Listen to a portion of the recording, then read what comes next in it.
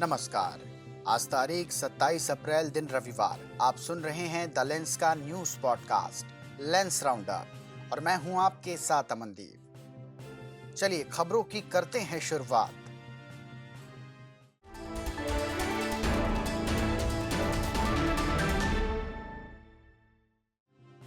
प्रधानमंत्री नरेंद्र मोदी ने radio show मन की बात के 121वें एपिसोड की शुरुआत में पहलगाम हमले में मारे गए लोगों को याद किया। प्रधानमंत्री ने कहा कि इस आतंकी हमले के बाद पूरा देश एक स्वर में बोल रहा है। पूरे विश्व ने संवेदना प्रकट की है। पहलगाम हमले से देश के लोगों का खून खौल रहा है। पीड़ित परिजनों को न्याय जरूर मिलेगा। उधर पाकिस्तान का भारत विरोधी रुख जारी है, जहां पाकिस्तानी रेल मंत्री हनीफ अब्बासी ने भारत पर परमाणु बम हमले की धमकी दी है।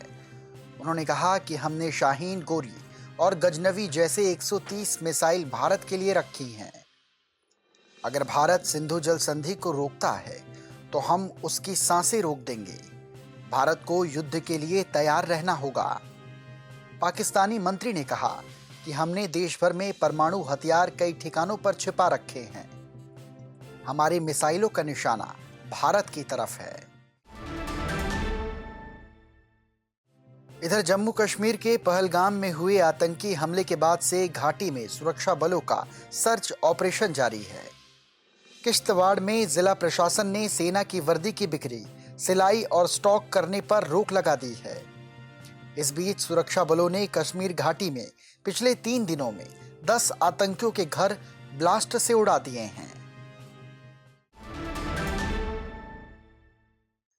कनाडा के वैंकूवर में एक कार ने भीड़ को कुचल दिया। हादसे में 9 लोगों की मौत हो गई है और कई लोग घायल हुए हैं। वैंकूवर पुलिस ने मीडिया को बताया कि हादसा 8 बजे फिलीपींस कम्युनिटी के त्योहार लापू लापू के दौरान हुआ। ड्राइवर को हिरासत में ले लिया गया है। वो एशियाई मूल का बताया जा रहा है। रूस की सेना का कहना है कि उसने देश के पश्चिमी कुर्स्क क्षेत्र पर पूरा नियंत्रण वापस पा लिया है। रूसी राष्ट्रपति पुतिन ने कहा कि कुर्स्क क्षेत्र में यूक्रेन की सभी कोशिशें पूरी तरीके से असफल हो गई हैं।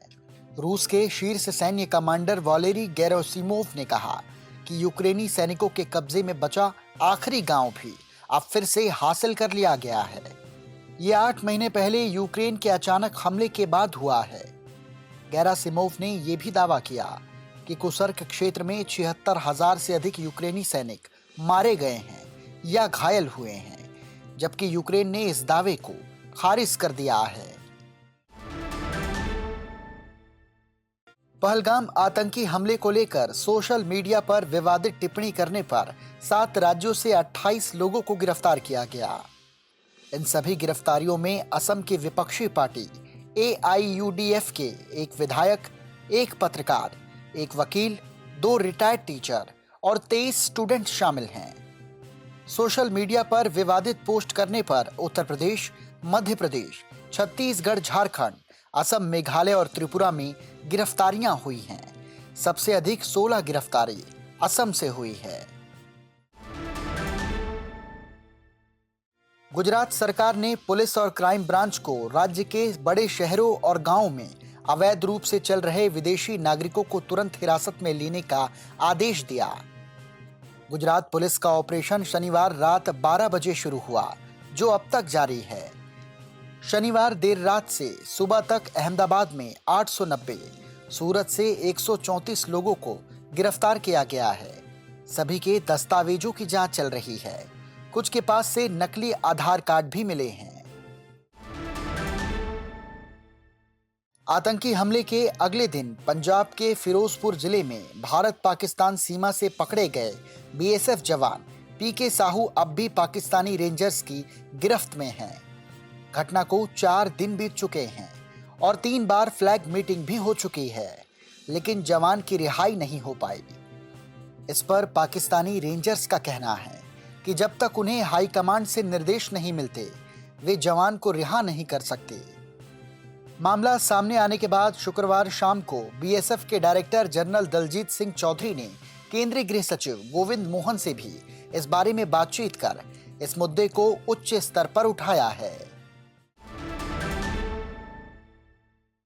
बीजापुर तेलंगाना बॉर्डर की कर्रेगुट्टा की पहाड़ी पर बस्तर का अब तक का सबसे बड़ा एंटी नक्सल ऑपरेशन चल रहा है। फोर्स उन गुफाओं तक पहुंचने में कामयाब हो गई है जहां नक्सलियों के टॉप कमांडर थे। खबर है कि फोर्स के पहुंचने से पहले ही माओवादी वहां से निकल चुके थे।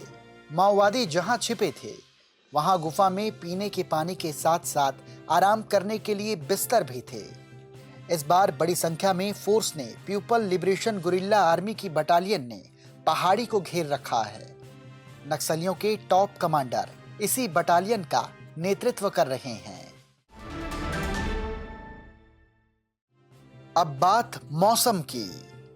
मौसम विभाग ने अरुणाचल, सिक्किम समेत पूर्वोत्तर के 8 राज्यों में भारी बारिश का अलर्ट जारी किया है। मध्य प्रदेश, बिहार, झारखंड समेत 10 राज्यों में ओले गिरने की संभावना है। मौसम के इस बदलाव से इन राज्यों में पड़ रही तेज गर्मी से थोड़ी राहत मिल सकती है। राजस्थान, दिल्ली, हरियाणा, पंजाब, चंडीगढ़, उत्तर प्रदेश, मध्य प्रदेश, गुजरात में अगले 4 दिनों तक हीट वेव की आशंका है। इन सभी जगहों पर गर्मी का असर कम नहीं होने वाला है।